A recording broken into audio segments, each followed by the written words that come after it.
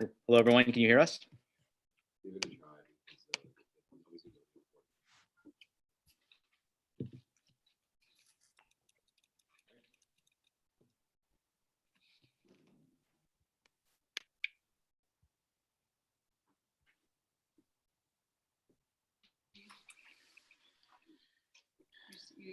I emailed it. Hold it, 1 to 3.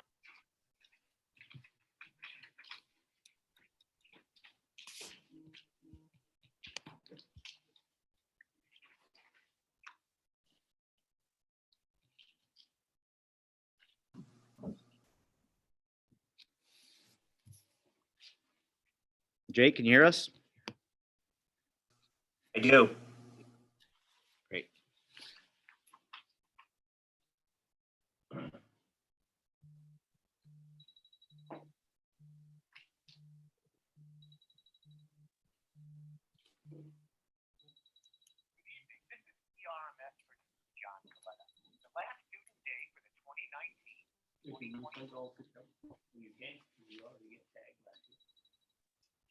Carries will be this year. I chose to defer, like I don't want a second boost this year. I know I get 1 for score. Yeah. I don't handle vacation time and, you know, so we're safe. Yes, we're safe. Okay, Mr. Chairman, we are ready to begin. Welcome to the 877th meeting of the Board of Directors of MAC number 27. Roll call, please. Keith Jandro, Here. Kurt Susi, Here. Jacob Terrio, Toby Jandro, Here. Barry Ouellette, Here. Gary Sibley is not here, Sarah Ashley. Here. And our student reps are not present.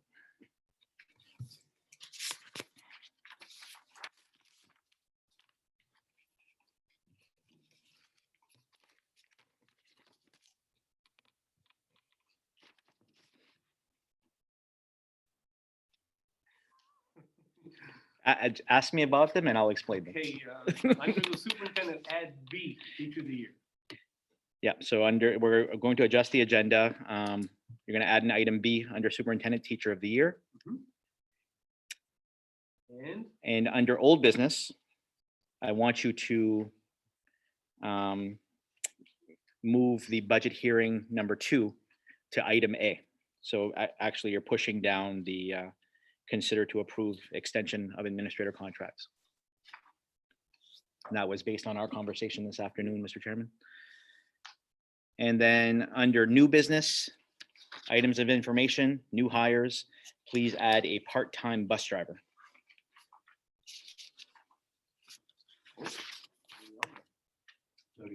It's as a current opening, but I want you to list it under new hires. So just put an arrow.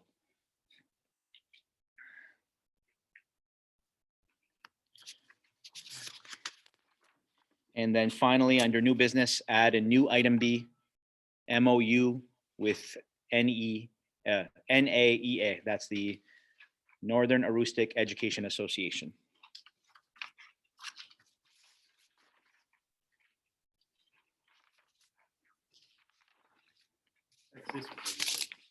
That's that one. Yep.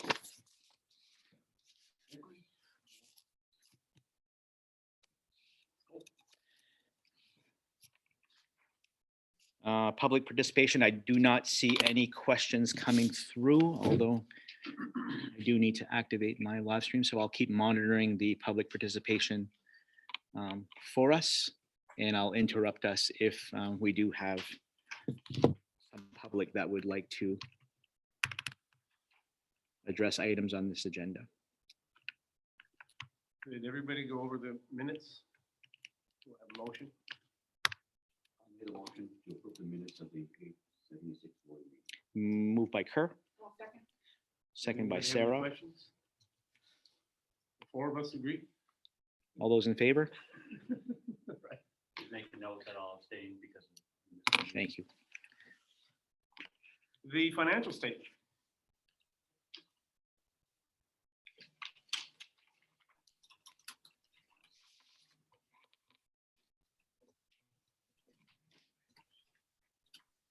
Anything under the system, admin?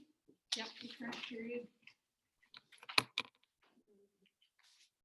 Negative 381. That is the section where we charge the superintendent, Peter Karen's and my salary throughout the year. Okay. And then this is the month that she actually invoiced it, and I think she duplicated the invoice piece. It'll be fixed in May. So you're seeing twice the credit. But in the end, the superintendent's line, the one with there's two salaries set up in the superintendent's section and one salary in the central office section. Okay. They will be brought down to zero because those are value unified costs.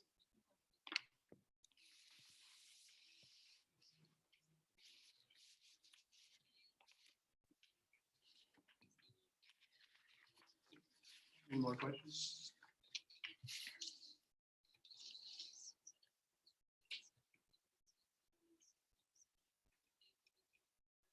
We have a motion?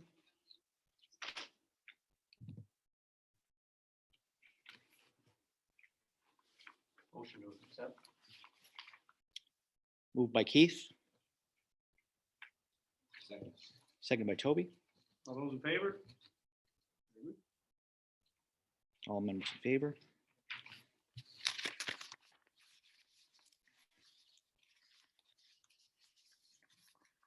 I only have a couple of updates under superintendent for COVID-19. One of them is to let you know that to continue to conduct these meetings, we did have to improve our technology so that the public can hear us better and we can effectively manage a virtual and in-present situations. So we have a device called the Owl that's coming in. It's a 360-degree camera that will set right in the middle of the boardroom. And the camera will actually circulate when somebody speaks. So if Keith speaks, it's going to turn and it's going to focus on him. Sarah speaks, it'll turn. And the microphone is also 360 degrees and the sound is 360 degrees. So it's not going to be the bells and whistles that you wanted, Mr. Chairman, but it's going to improve our situation a little bit better. And we'll continue to upgrade from that. Did you only buy one? We only bought one for now, but it's going to be a Valley Unified purchase. Because we're going to use it. And if we can use our CARES fund, because it's something that we had to buy for this emergency, we'll use our CARES fund for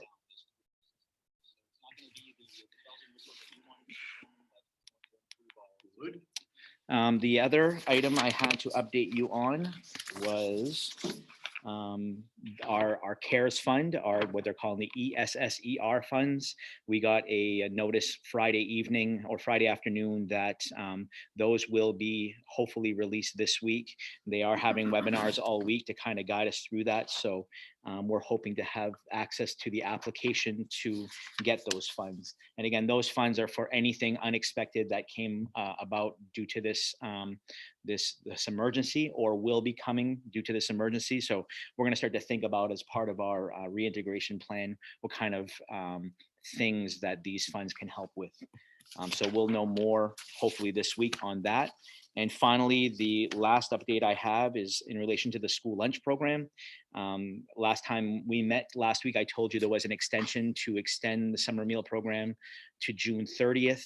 They just updated that announcement, and now the waiver has been extended through August 31. So we can actually continue with the school lunch program right through the summer, even past when we start school. So we're going to be looking at crunching the numbers of expenditures versus revenues. We're going to see if we can offer employment to our ed techs because they've been the ones, the ed techs and cooks that have been the ones that are key in operation for managing this.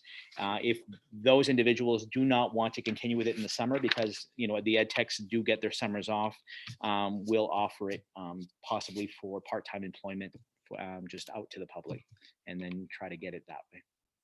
We thought about the possibility of running with volunteer program, but when you get into volunteers, it's really hard to depend on volunteers and the level of dedication you need for this, knowing where the stops are, who the families are, how many meals they have.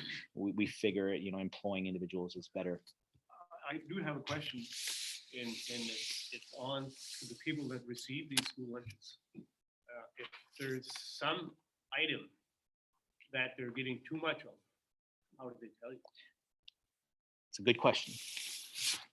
Unfortunately, the meals are to the nutrition standards, and there's no option on holding back on any of those standards. So I know we've had calls about we don't want milk today because we have too many milks. We don't have that flexibility. We have to provide what the USDA says we have to put out. So you're going to have to Answered my question. use your milk. Find a neighbor who needs it. Yeah, exactly. So that's all I have for COVID-19 updates. Under item B, I did want to let you all know, and I know that you probably know already because it was publicized that Jocelyn Saucier, English teacher here at CHS, was named the Aroostook County Teacher of the Year. They had the very first virtual celebration of it last week. Mr. Coletta and I were in on that Zoom meeting, and it was broadcast Facebook Live on the department's page. It was wonderful to see Ms. Saucier there and receive that award. It's very well deserved. I can't remember how many applicants there were, but there were quite a few. There were quite a few nominations for it, and to get that award is quite a thing. Mr. Coletta did nominate her, so kudos to him for identifying, an outstanding teacher. It just happens to be two teachers from this high school that were named the Aroostook County Teacher of the Year in the past 3 years, so past 3 or 4 years. So that's quite an honor. So thank you to Ms. Saucier. We don't have it on the agenda, but typically we have correspondence and announcements. I want you to all know that I was nominated the president of the Aroostook County Superintendents Association, an honor I really, really wanted badly. I begged and pleaded for it, and my friends, superintendent friends, were very kind to me in honoring me with that distinction. So the upcoming school year, I will be the Aroostook County Superintendent President. It's another board meeting. That's all. No big Oh, deal. congratulations. Thank you. Does it come with funds? No.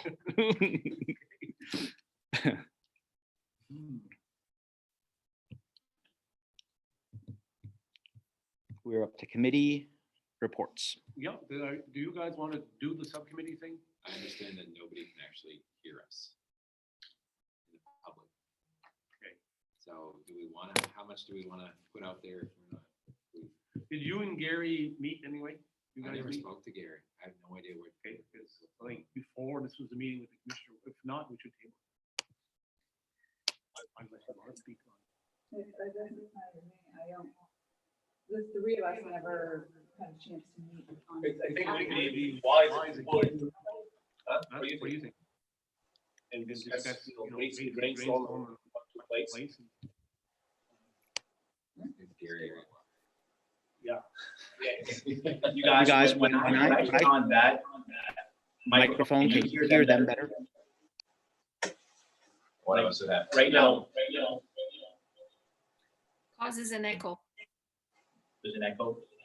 Yeah. We're gonna spend some more money.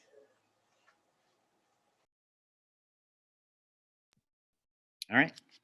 Move the table. I think we should. Okay. We'll table number 7A, DOE favor? meeting. Tabling? Table. All members. Seconded. Pete, Kirk. Pete or Kirk, one of them. Which one do you want to second? I'll second. Yeah, it's above board.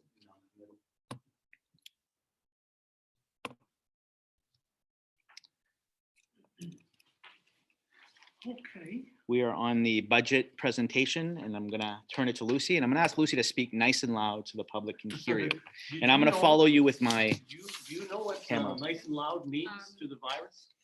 No. Means it goes I'm- further. Just keep in mind, I don't have a teacher voice. I'm not a teacher. Okay, so you have the documents in front of you, the board members do. Jake did not get his through. Jake, we'll try to send you some electronic documents, okay? Okay, so we'll start with the short that has lines in green.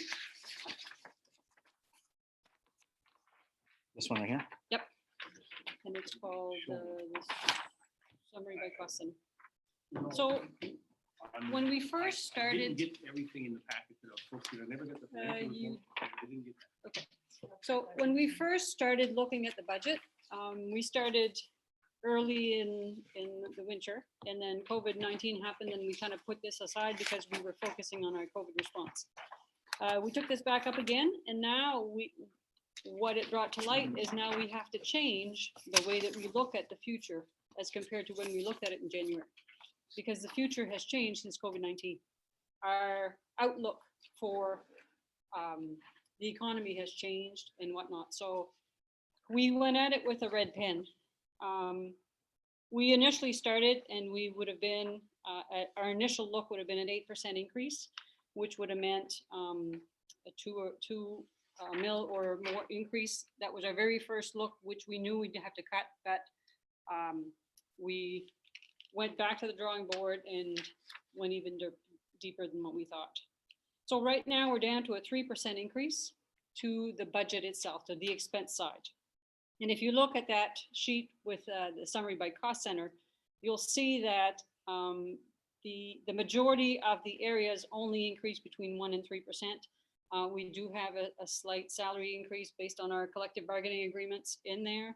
But and then the student transportation piece, there's an 18% increase. That's due to an increase of a bus. The bus that we need to purchase is one with a wheelchair lift. So it will be a more expensive bus. So if you flip the page over, you'll see a summary by cost groups, the types of expenses. So total salaries, total health insurance, total salary benefits. So those costs show you where the majority of the increases are. So salaries, oh, I don't have the percentages, sorry. So the majority of the increases are in salaries, and then the legal fees. Remember, we have legal fees in the MSAD27 board line, the increased cost, because we anticipate that we'll need extra legal fees. And then there's also increased legal fees at the Valley Unified level. So those two lines increased by quite a bit. And then we have the increase of about 40,000 for the cost of a bus. Those are your bigger ticket items.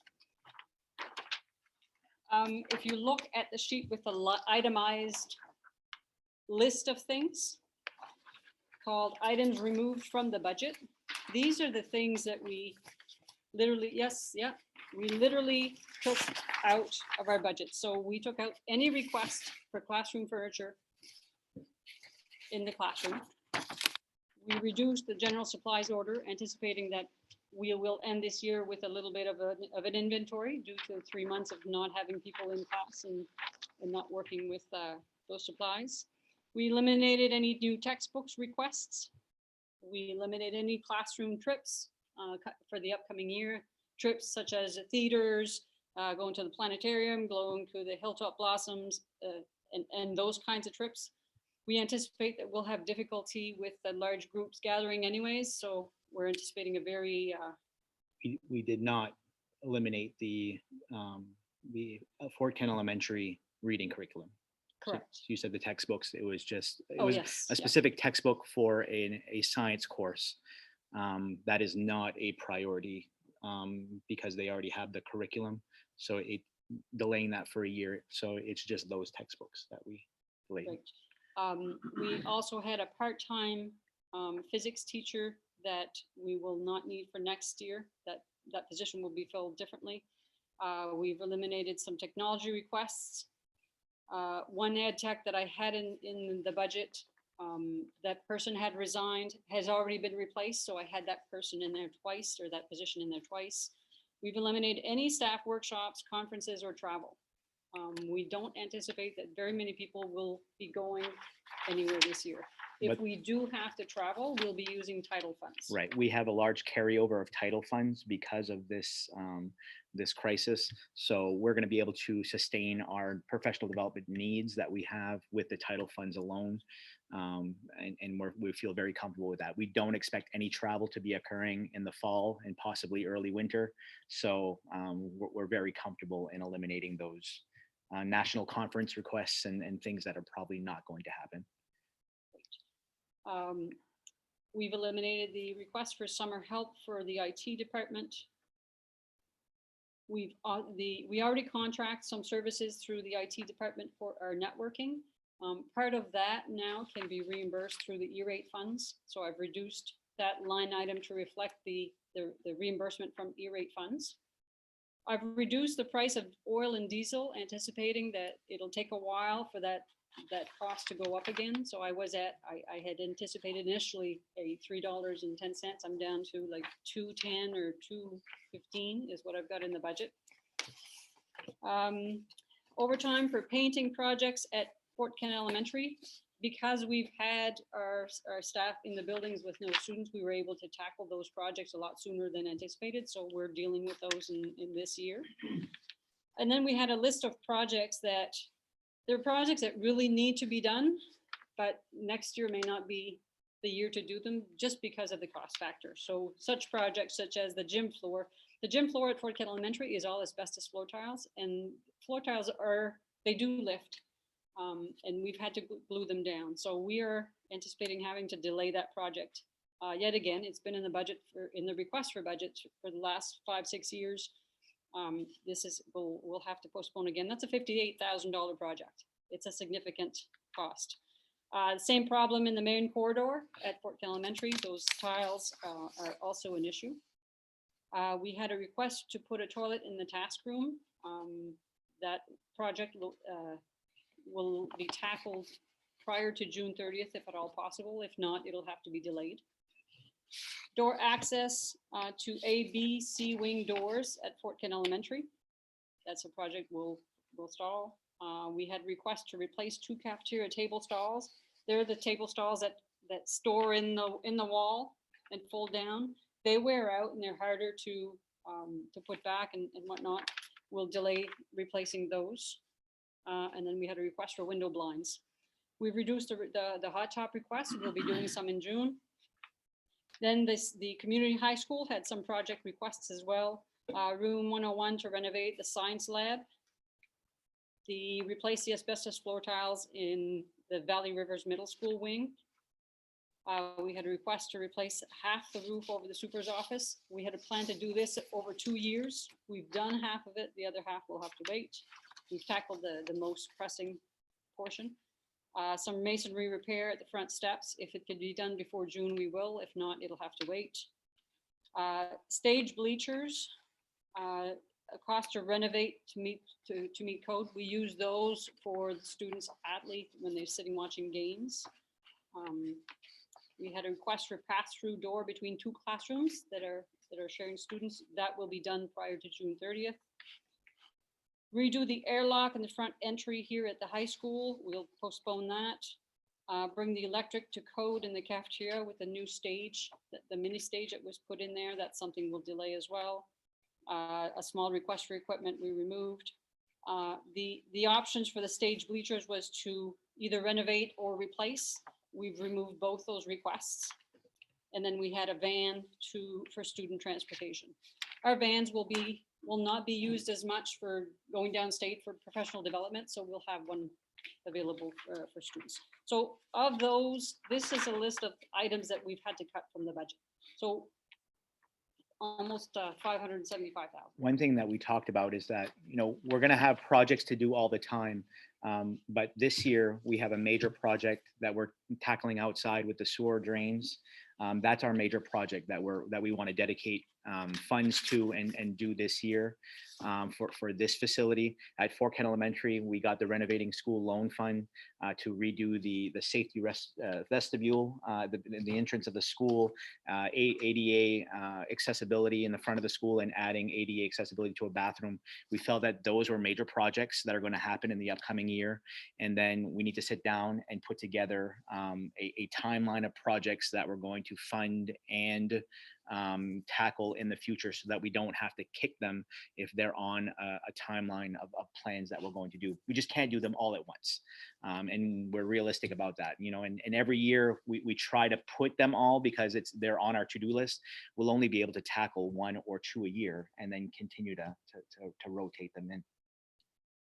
Some of these smaller projects, every year when we get to April, May, and June, we have a better idea of what our carry forward is and what funds we have needed for the heating season and whatnot. So as we're able to tackle some of these projects that we have on the wish list and that they're kind of waiting in the wing, we tackle them at that time if we can afford to do so in the current year budget. So these are kind of projects, but when you're talking about an asbestos floor tile and replacing a gym floor, those are the kind of projects we can't do with those kinds of funds. They tend to be the smaller projects that kind of pop up and can easily be accomplished in, a couple of weeks span. You also have a stapled section of 2-3 pages. That's the detail. This is the groupings within cost centers. So that if you want to kind of go through that, you'll highlight some of the items that have increased more. Some of the items, they look like an increase, but they've been taken from a different part of the budget. Sometimes we get directives from the Department of Education that says, you used to charge, an example is the technology laptops. They used to tell us to charge the laptops for the students in the instructional equipment section, which is cost center 5. And then in the last couple of years, they've told us to move those costs to cost center 1, which is under regular instruction, because those costs have become part of the student's day. They're part of the classroom now.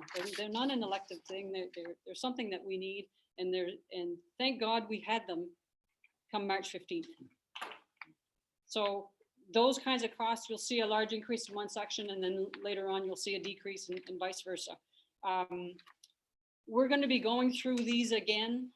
And still, I'm going to be doing some further analysis. This is just our first draft, and we've done our initial cuts, and now we're going to analyze, is there anything else that we can do for it? But if you wanted to see what made up the budget, this is where you're going to see it. The funding sheet is your legal size sheet. And that tells you where are the funds going to come from to cover all of this. And if you look at the last number that I always fill in is the number that's in blue, and that's the additional local. So I identify all the sources of funding that there is. So you've got your tuition and your fees from the tuition towns, so Allagash, Eagle Lake, Unorganized Territories, Winterville. I identify how much I anticipate to recover from those towns. Identify what we anticipate to recover for transportation. Now this year, at the end of this year, we'll have reduced anticipated revenues because we didn't transport the students as much as we had anticipated. So our carry forward in that respect will be affected somewhat. We'll have savings, but the tuition towns will also have savings. Food services. The food services is a guess right now because we're spending a lot more, but we'll be recovering a lot more. So I anticipate that we will get a little bit of a carry forward there, but right now I am just guessing as what the amount is. So I did increase the anticipated lunch subsidy revenue from the state. So the bottom section, you see your state revenue, you'll see the EPS funding, the state share per the ED279. Part of the ED279 also identifies that we're getting an extra almost 44,000 because we became a VUESC, a Valley Unified Center. We have identified the adult ed subsidy that we get from the state, and then the lunch subsidy.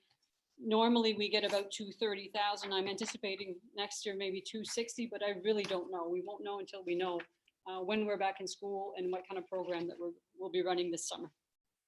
So and then the carry forward, I anticipate being able to carry forward about the same amount as last year. Initially, I anticipated a reduced amount, but COVID-19 generated some savings that were unanticipated at the time.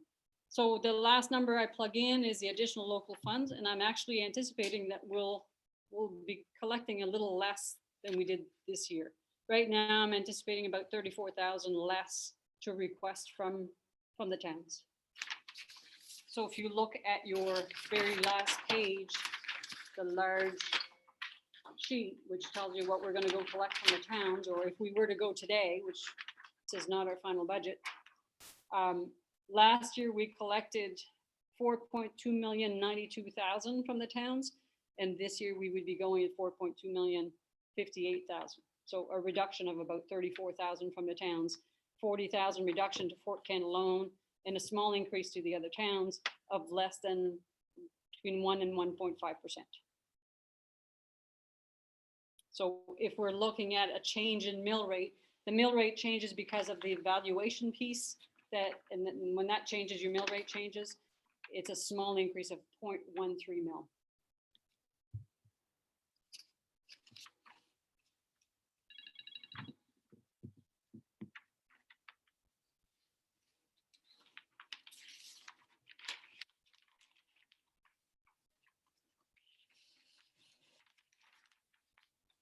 Everybody breathing?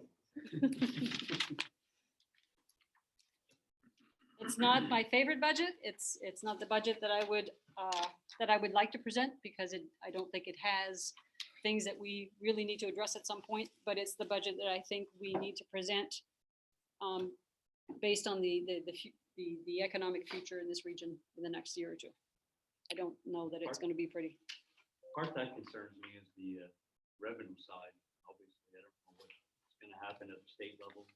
Yep. Do we anticipate, have we gotten any direction at all from the DOE?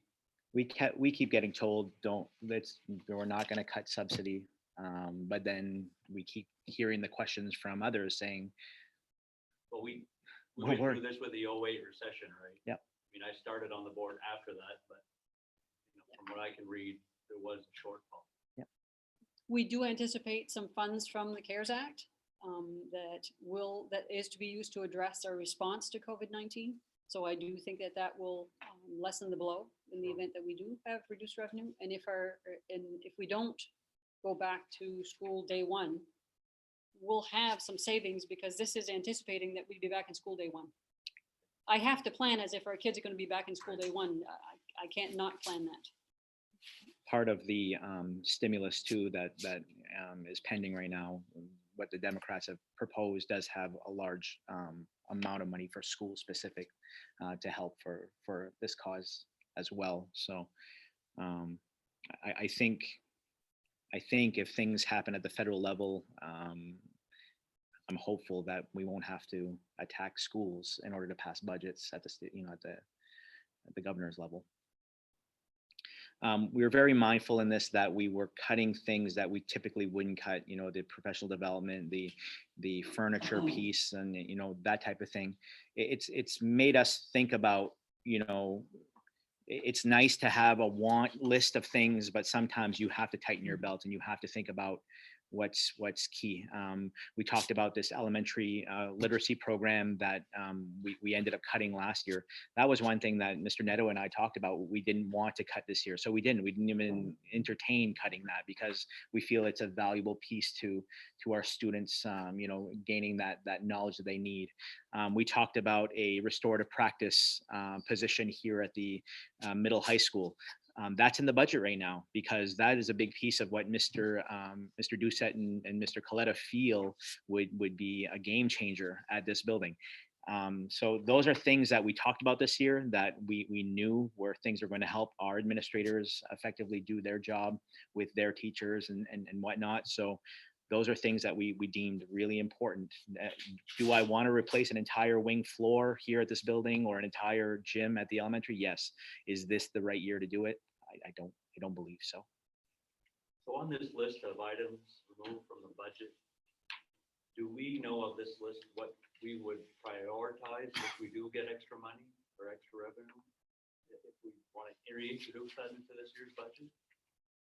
I would say anything safety related would probably jump to the top of the list. Mhm. Yep. We all know the asbestos tile situation at the elementary school is just Yep. like a game of whack-a-mole, right? Yeah. We took a big chunk out of the to-do list at the elementary school when we did the A wing hallway and the B wing hallway with the new laminate floor. So that's that was really bad. The kids opening up the door and the winter weather hitting those tiles was really, really bad. The gym, they're able to patch that up and it's able to hold on quite well. It's just continuing to have to do that.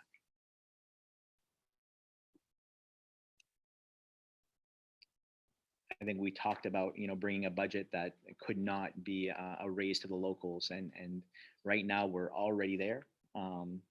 We're not done, fine tuning it, but we're already there in a second look. So I think we're in a good position right now. That's all I have. Thank Lucy, you. the over EPS amount, that's quite a bit less than last year, right? As far as the percentage. Last year, I remember that number kind of sticking out It's, in comparison to previous years, as far as a percentage. I think we're probably about the same percent, because remember your EPS number went up, but your budget went up almost accordingly anyways. So I think we're still in about the 11% range.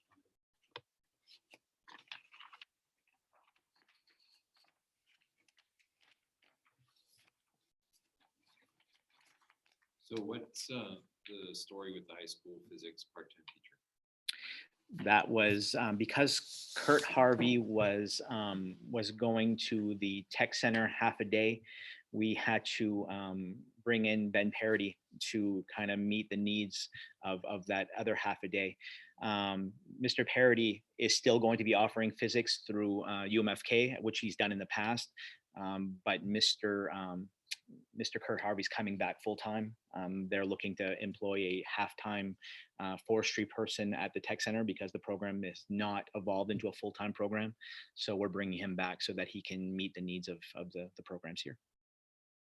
So we'll still have the physics and we'll have a full-time science teacher here.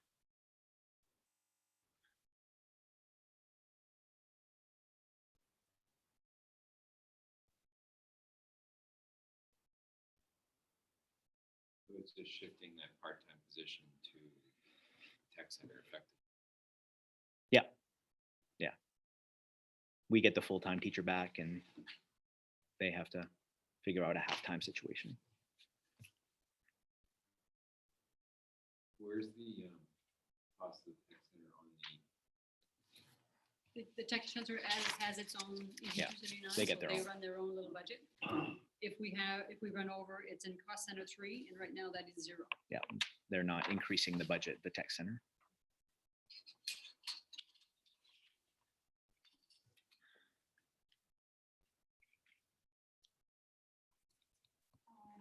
The stapled one on page 4. Line 724. Pardon me, which one? 724 under the library.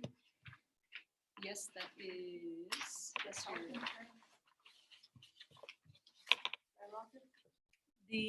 in the library section, last year or the year before we had Ms. Rory Collins that was a library aide and the after-school coordinator.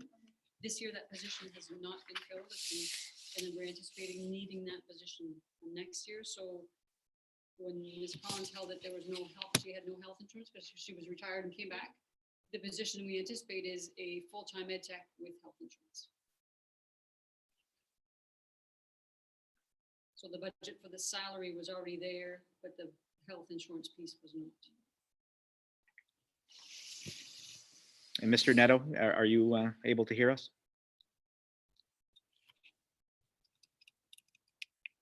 I am. The question was about that library aid ed tech. Can you correct me if I'm wrong? The vision there was to have that individual working half of the day in the library and then helping in B wing as an ed tech for B wing for the other half of the day. Is that the vision for that? Yeah, so the idea behind the halftime in B-Wing was literacy support.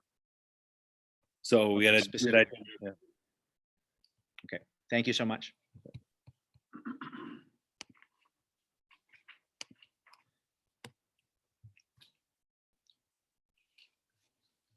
You can hold on to the pieces of paper that you have.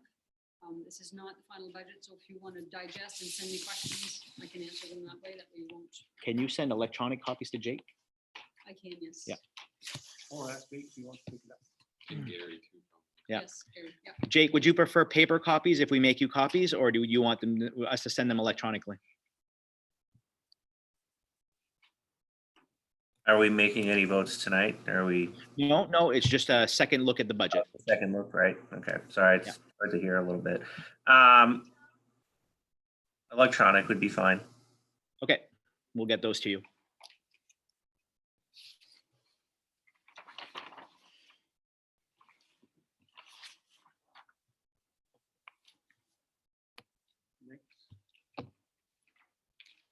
Any feedback? More questions? You guys want to? Thoughts? Suggestions?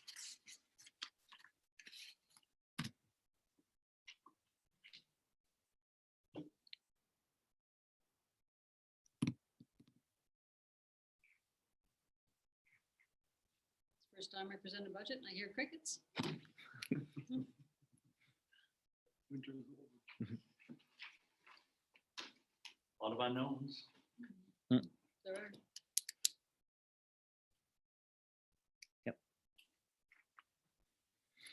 Capacity to digest numbers in a short period of time is non-existent, so I'll assume.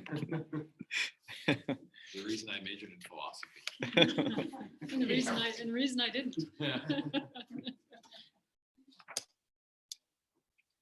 All right, we're moving on. Okay, the next item is to consider approving the extension of administrator contracts by 1 additional year, and also the administrators who serve Valley Unified but hold a SAD27 contract. In your packets, there was a request for job descriptions. You should have a whole set of job descriptions in your packet for those administrators. And you should have a master summary sheet that shows you. Yep. Oh, no, not that. Yeah, the little one right there. I'm sorry, that font is very small. This one right here. It's probably underneath all of your job descriptions, Mr. Chairman. That last packet right there. Yep. In that master summary sheet, you can see the name of the administrator, the position, the work days in their year, level of education, the years in education, date of hire, how many years they've been serving this district continuously, their annual salary. That column with the orange block, cost per workday per diem, that's how much they earn a day based on their contract and how many days they work. That's a key column to pay attention to.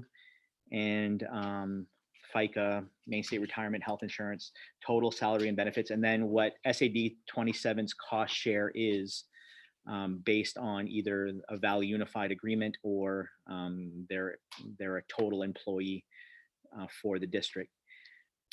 For the sake of comparison, for per diem costs, that orange column on the backside of that sheet, I gave you an idea of what a teacher's per diem cost is based on the step scale.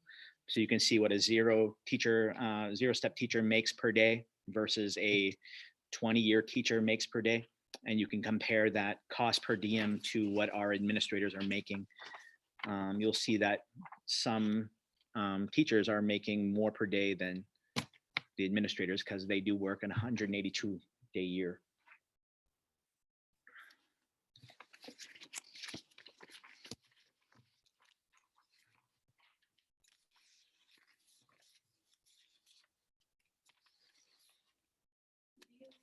Budget numbers, do those include I know we have the MOU with the teachers and potentially that step. Does this include administrators?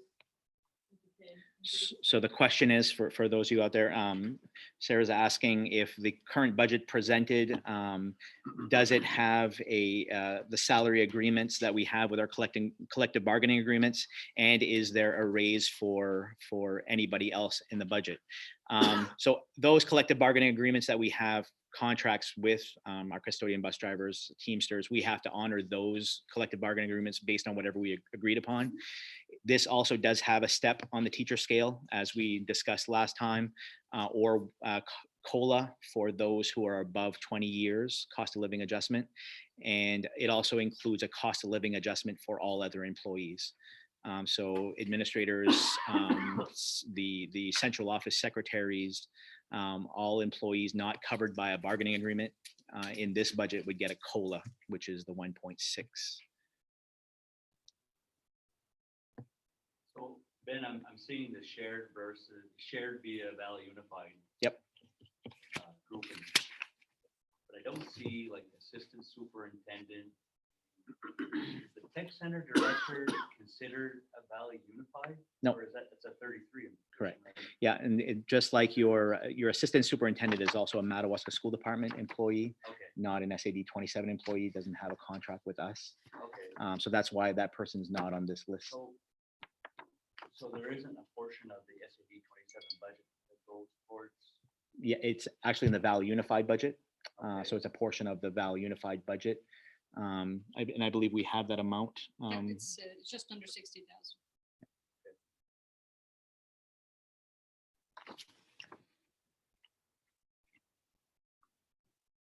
All other Val Unified and administrators have an SAD27 contract. So you see them all here with the exception of the assistant superintendent who has a Madawaska contract.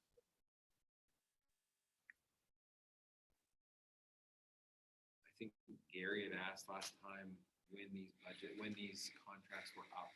Giselle said she'd have to check the contracts. Thank you for what you got. I'd asked to see the contracts. so we can I see have the when they're up. contracts here. I just made one copy of each. So, I just want to see when they're up. So Yep. much time we got to think about this. sure. I don't believe mine's in there though, but I can go get it.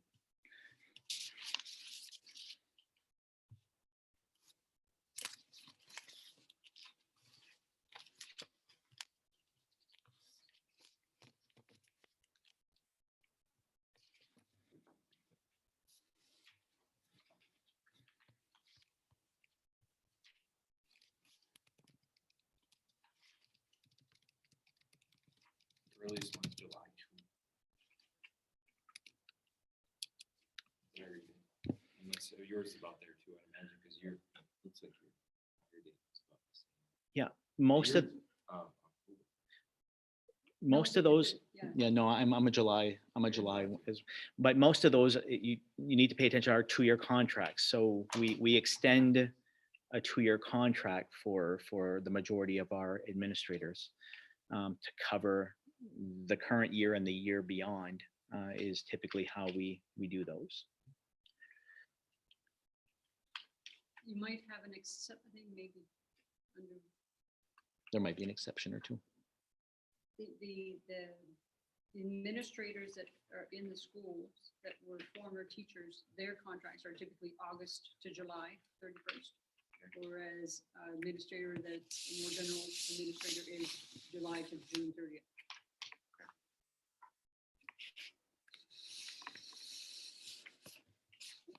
So the Valley Unified administrators, are they necessarily under contract with SAD 27? Would they not be under contract with Valley Unified? Valley Unified were there for extend that contract and send us the bill. Yeah, so if you remember when we were negotiating my contract with this board, we talked about, is it time to move the superintendent under Valley Unified exclusively, which means that board would be the one that I would go to. And there's a lot of complications with that because right now we have 0 employees under Valley Unified. We'd have to think about health insurance. We'd have to think about all of those things to start a new labor group. And we chose to stay under our current contracts as a matter of just keeping things simple. So we're using the what do they call that?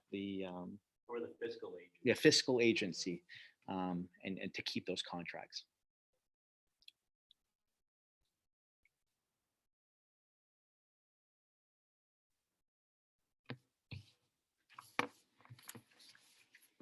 I like that. I was just trying to grasp that cost of living increase for our portion of administrators is about $15,000.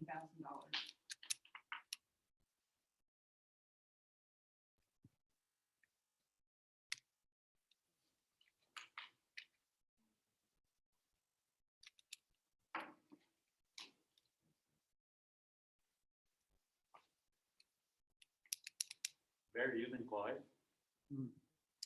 So he's eating stuff. When the guy over there.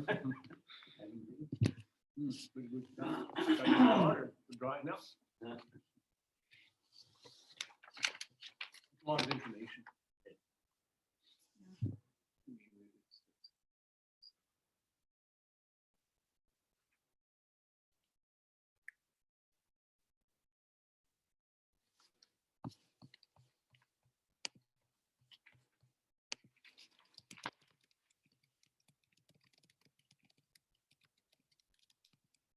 So I wasn't here at the last meeting, guessing some of the apprehension behind not, I'm guessing you guys didn't go into discussion on extending, or did you go into discussion on extending the administrator contract? We did the nomination of teacher contracts, which all went through. And then when we got to the extension of administrative contracts, there were a few questions and we asked a table at that time. I'm guessing part of the reason for tabling it was partly due to the budget, or mostly due to the budget and the revenue side, maybe the uncertainty with that. I'm sure. I mean, I wasn't here to vote table it. We tabled it. There was, what happened, Sarah had a question, and it was a question that we couldn't go into executive session for, that she was gonna speak directly to Ben about. I think either Sarah had made the motion. I made the motion because I think we had been talking about the financial piece, but it was compounded by Sarah having a question that she could take directly to Ben inside the meeting legally. Okay. And that was how that happened. Like, correct in that, Sarah? So you got your question answered. So we didn't get into anything beyond that. Sarah had a question and we kind of danced around executive session a little bit. Okay. And then we decided we would push it forward until Sarah could address the issue directly. with Ben.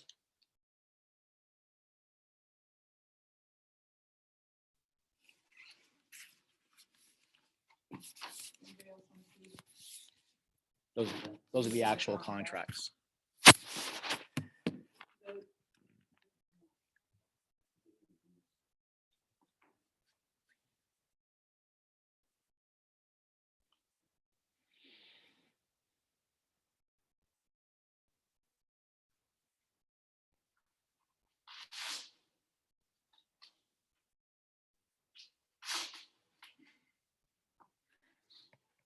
So right now, administrators are under contract through the next school year. We're voting on extending it through 2021, 22.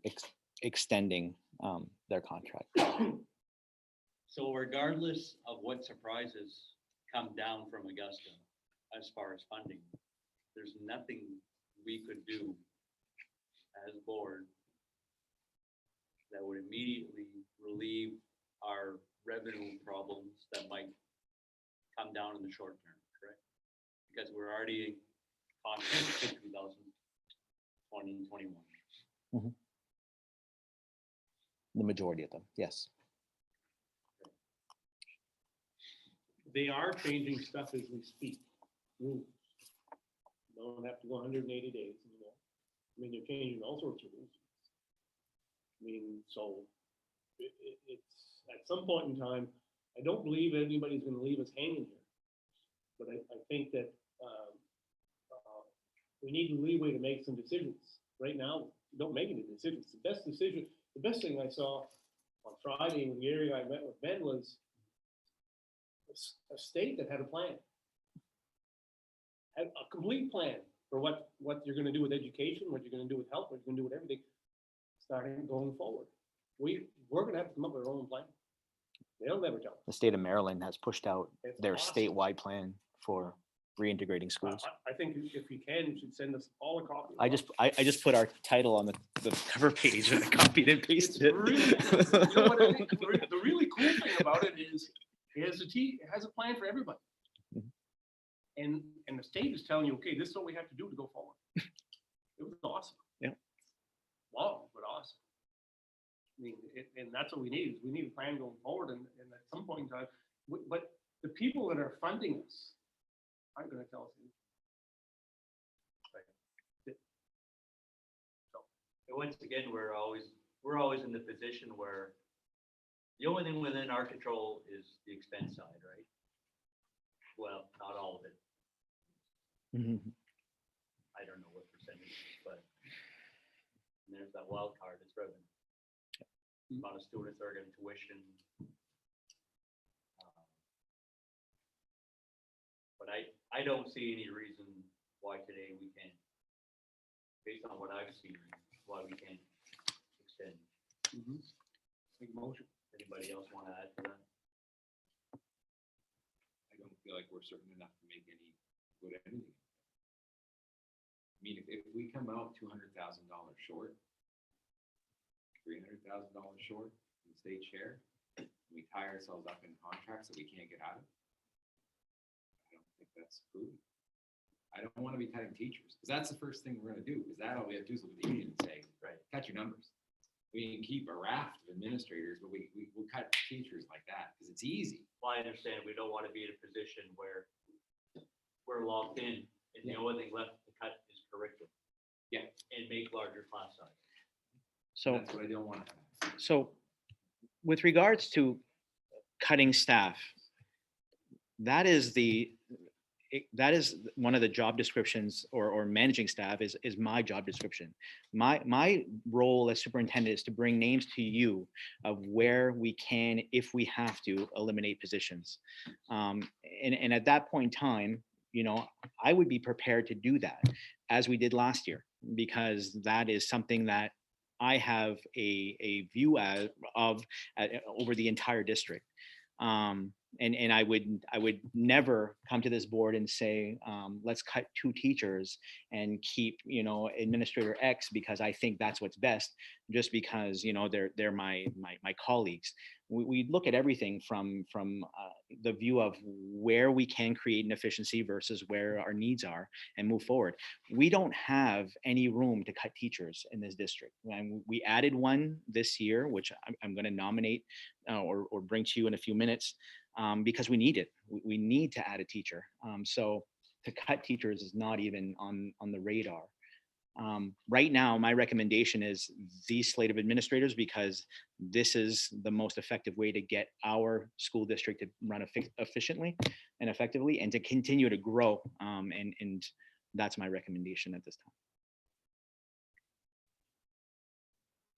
You can always cut administrators, but the work, so you see those job descriptions, that work goes to somebody else. And then that person is less effective because they're doing the work of 2 people. And we've seen that in other districts where you have administrators doing the role of 5 people. It passes a budget, but it's not effective.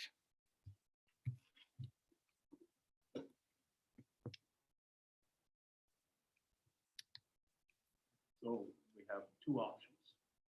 One is we approve, make a motion to do that, or table it. That's your option. Keith already made the motion. Yeah, he did. He said that he recommended going forward, right?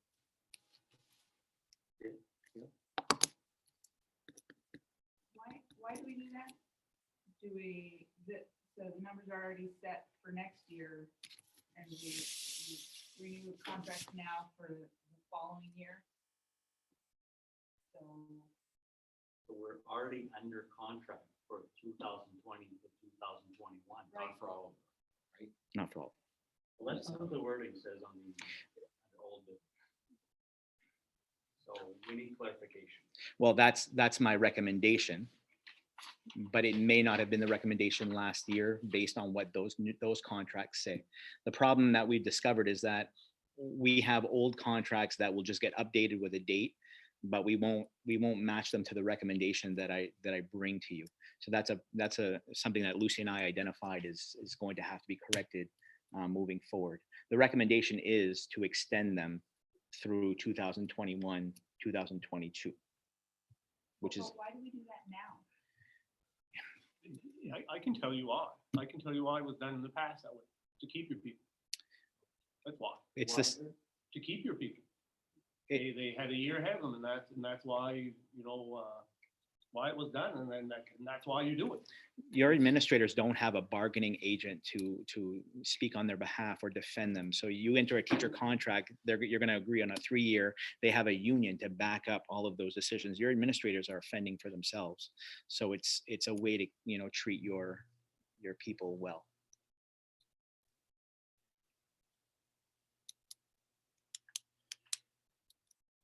Well, under those conditions, I'm going to second this motion. Okay, any further discussion? Seeing none, all those in favor?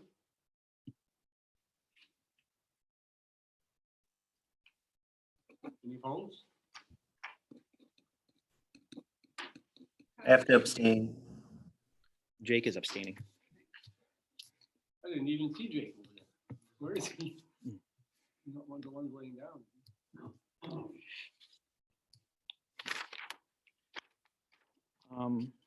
Under items for information, we have no retirements, no resignations, no transfers. We do have the recommendation for a new hire. You should have a letter in your packet from Mr. Neto. We are writing this letter to recommend Michelle Dubois as a for the second grade position at Fort Kent Elementary School. Ms. Dubois taught Dr. Levac Elementary School for 6 years, variety of levels, grades 1, 2, and 3. Ms. Dubois has also worked in our pre-kindergarten team for the past 4 years. They did interview a couple of candidates that made the first round of passing that qualifications when the team looked at it, and they're recommending Michelle Dubois for this position. First by Kerr, second by Sarah. Any questions? Seeing none, all those in favor? Jake, and were you in favor? Thank you. Jake? Yeah, thank you.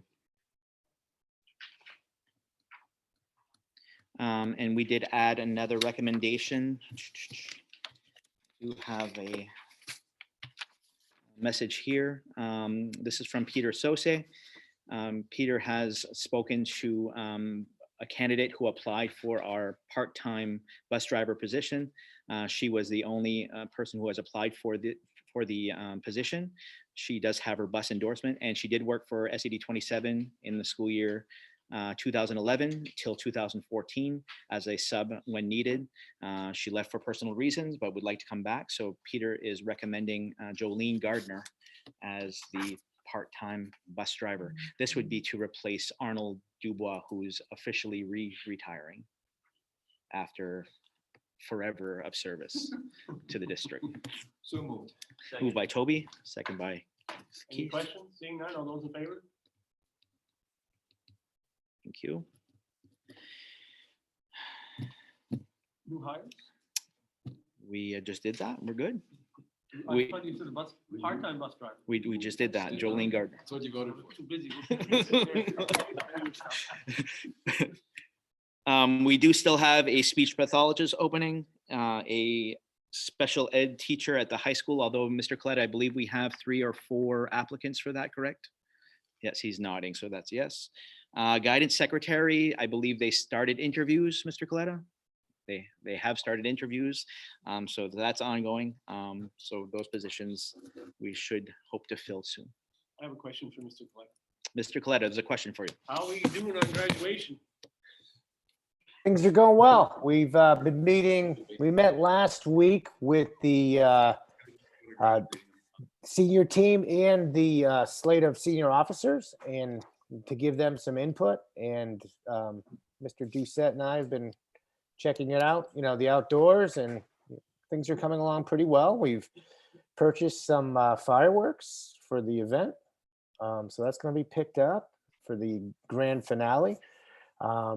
And we have senior projects this week, and then Thursday we're heading out to bring some caps and gowns and a little special treat out to the seniors at their homes by the buses.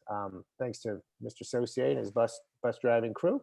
We're going to have two senior team members in each bus, one going towards Eagle Lake, Cross Lake, and part of Fort Kent, and the other one doing Fort Kent, St. John, and St. Francis. So that should be a fun day. Looking forward to that.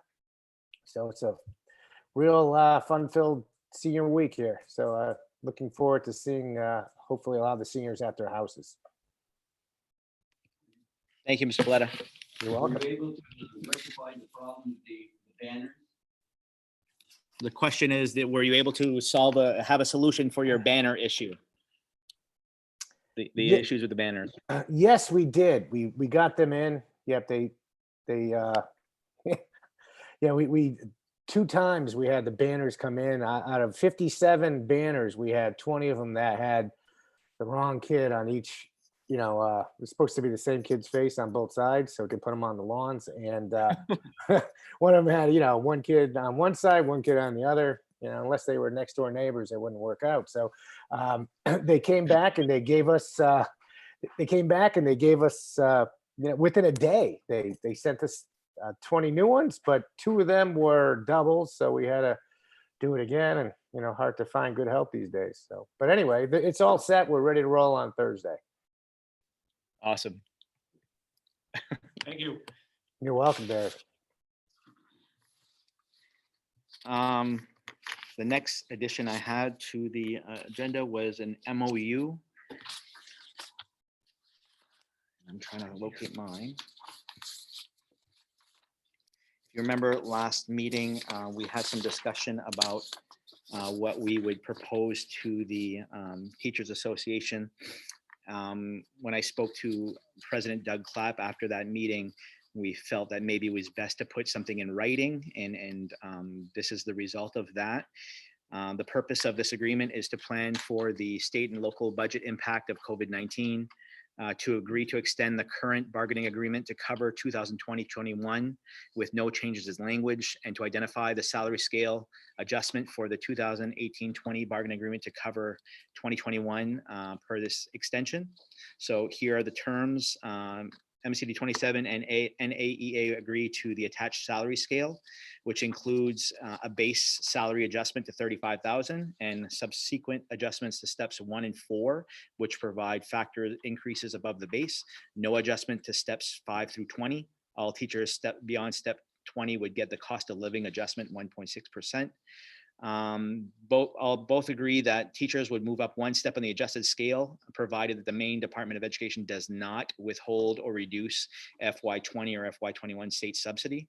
And then we both agree that in the event that the DOE does withhold or reduce subsidy at any point during the 2021 school year, only those teachers on step 1 and 2 would be adjusted to $35,000 minimum salary, because by law we'd have to do that. The teachers beyond step 2 would have a frozen salary equal to this year's salary. And at no time would our district seek to reduce salary scales below the current school year's scale.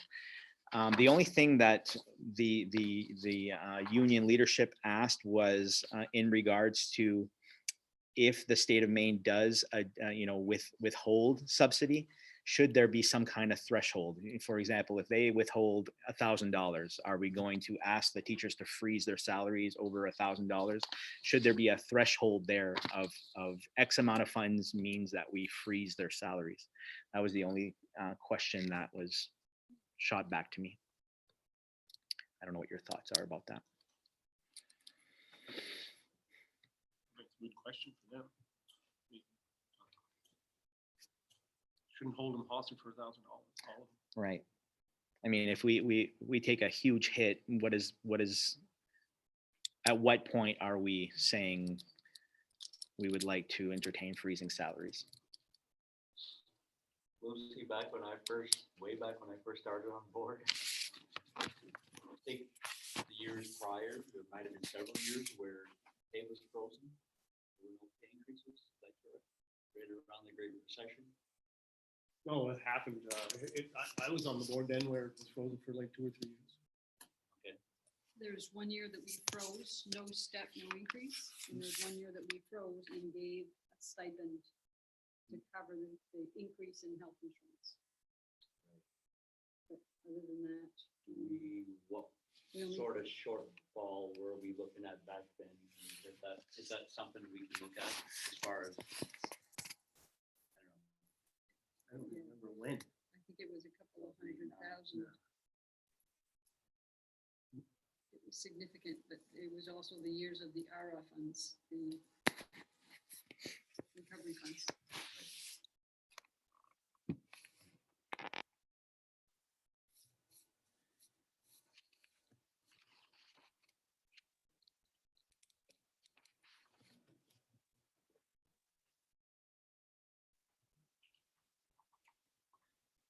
Anybody have any more questions on this? well, Ben, it sounds like you were looking for a little bit of guidance on that, and I don't know if I can really be in a position to. I can go back and say, we'll be as fair as we can, but I think they would want Right. some kind of I was impressed that I drafted this after our last meeting. And I sent it to Mr. Clapp, and I know they met a couple times. They met today, and they didn't tear it up. They didn't dissect it. They just want to know at what point, if state subsidies are withheld, would we ask them to freeze? There's just too many unknowns, I think, to commit to anything. Like, I think what you're saying is we keep kind of making decisions that, the cost, the project back here, I mean, we just did it with administrators with, yes, the cost of living increase. We just keep making these decisions and we have no idea. But, yeah. No, let's. But the danger about not making decisions means you don't make any, and then you can't move forward. So I know you're right. It's an impossible place to be in. Right, but 10%, 50%, like, does it matter? Because we don't know. Right.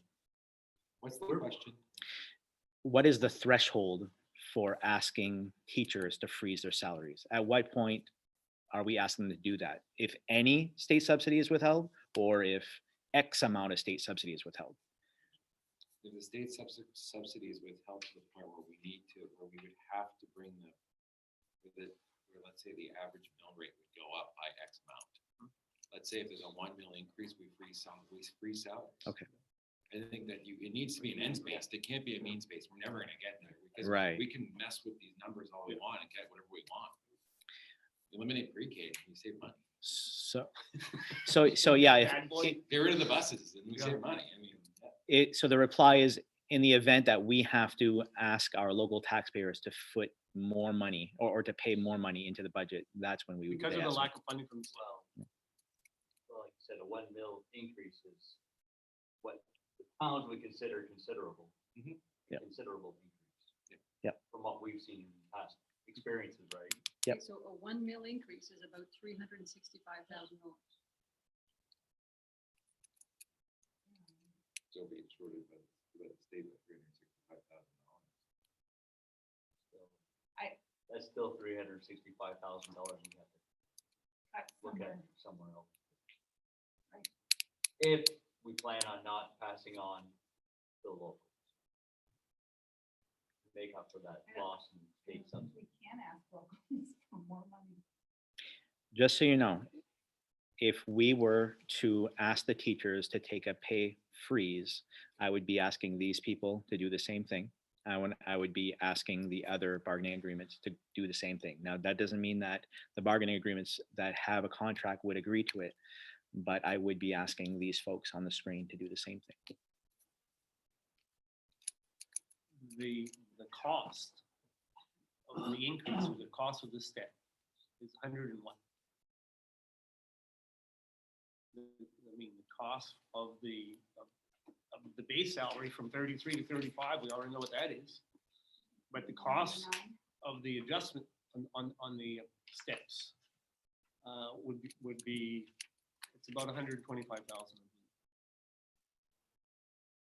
Basically, my recommendation is if they're not gonna cover the cost of the step, then there's no increase. The state. You know what I'm saying? How consistent is what the state contributes, Lucy?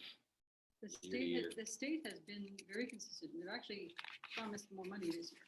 So would it make sense to just go to a down, if we said the state's contribution had a downward deviation of greater than 3% from what it's been, what it asked last year, what it offered last year, would that be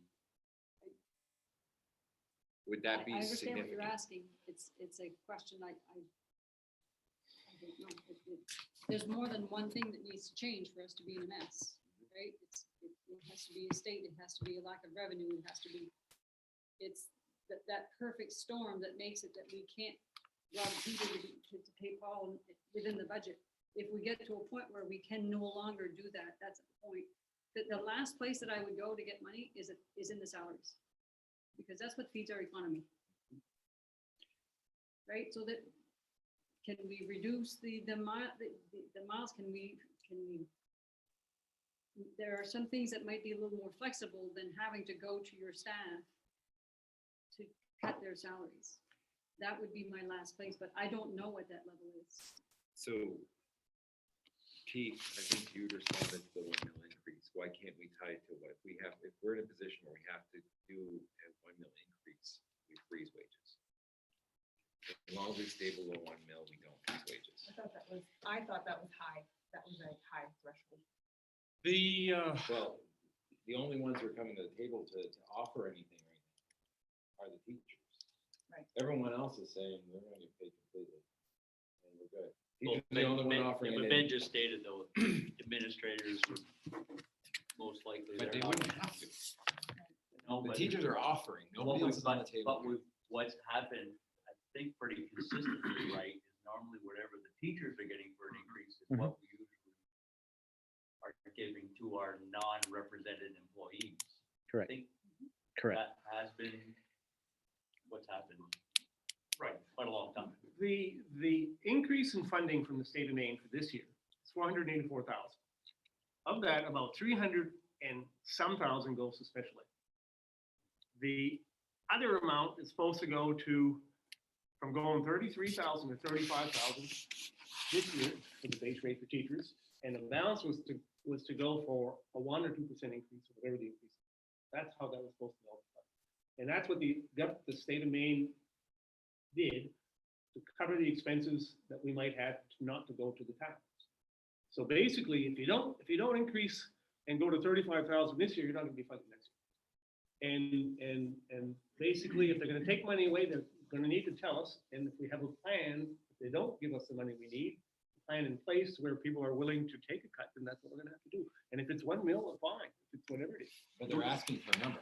That's the thing, we're here, the teachers have asked us for a threshold, and I'm trying to give them that. Yes. Sarah, you think 1 mil's too high, make a suggestion. Why couldn't we say if they hold back more than what it would cost to cover that? If they hold back more than that, then. Does that make sense? If they hold back so much that we can't, that it's a line item, are you following what I'm saying? I'm not saying it very clearly, but if they hold back so much that we can't cover that line, even if you So can if they take it pull back 250,000 and we can't find it, and we can't find it, then that's what it is. then If we reason- can, if they hold back the amount that it would take to cover it, but we can find it elsewhere, there's nothing saying that we can't still do it because we found it elsewhere. They're just asking for a absolute no threshold. Does that make sense? It does, because everything besides salaries and a few other things in the agreement, in the budget, you can find ways to cut. You can't cut an agreed salary increase. So I think when we get back to anything that results in us going to the taxpayers for more money would be the threshold, right? If we have to say, sorry, taxpayers, we now need, in order to honor our bargaining agreement with, said groups, we now need, an additional mill. We need an additional 2 mil because we have nothing to cut left in the budget. I think that's your threshold, is a raise in taxes. And then we can always, even if they don't, if the state doesn't cover it, we can always find money by cutting other stuff. you can reduce your service level, like even the collective bargaining agreements that do have an approved percent. Those ones are based on an hourly basis. So fewer hours generates savings. So I think They have the same rate of pay, but Ben's last statement is something for us to work off of, right? Any reduction in state subsidies that would result in an increase in a local contribution would probably be the good threshold to where we want to look at this. Open it back up. So $1. Well, I don't know that we have to put a percentage or a I figure. thought they were asking I don't for a think- figure. They're asking for a figure. Well, we're gonna give them a scenario. That's not a figure. Scenario. They give you scenarios all day. They're not numbers. They're asking for a number. The quote that they said is that if you cut the budget by $1,000, does that give you the right to cut a salary? That's the question. So right now, the value of a step, and this is just for teachers, is about 80,000. So if we got to the point where we couldn't find it anywhere else and we had to go to the taxpayers to find 80,000, I think that's our threshold. That's the part I was trying to get to a while ago. Go for 80,000, if we have to ask the I think it would have taxpayers to for be, 80,000. I think we need to increase that to maybe 100,000 to cover that there's not just teachers that we would Right. affect. Right, before we get to that point, I don't think we would just affect teachers. That wouldn't be fair.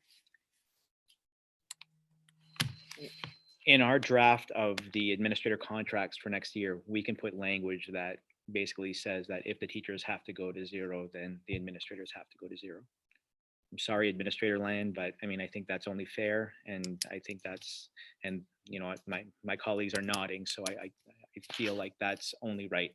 And then we go to the other groups and we ask the same thing. What's good to one group should be good to the other groups. And I will be the first to freeze my salary. Do we have to make a motion here, Barry? I believe that we, I'd like a motion to accept this MOU with the adjustment of in a $100,000 threshold to be able to freeze teacher salaries.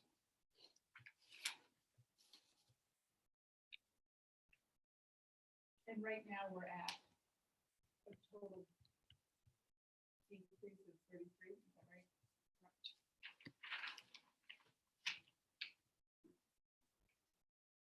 I'll make that motion. Moved by Sarah. I'll second it. any further questions? Seeing none, all those in favor? Okay, Jake? Gonna have to abstain again. I don't hear anything very well. Okay, sorry, Jake. Just lift your hand up. Okay.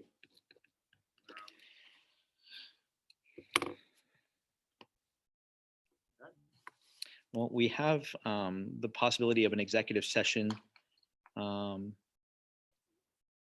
discuss a contracted service that would be considered under labor contract.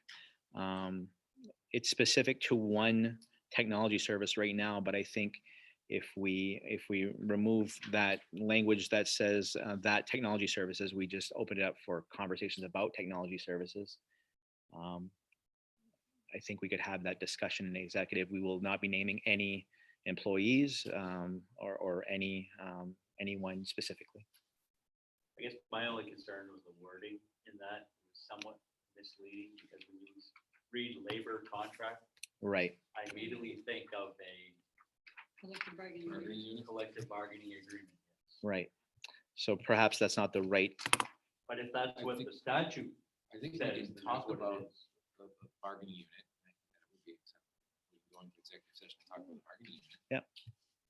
I'll make that motion. And I would be okay with I that. move to go into executive session to discuss the bargaining unit to pursuant. Oh, geez. 1 MRSA section 4056D. That's it. Toby moves, I'll second that. second by Kerr. Okay, all those in favor?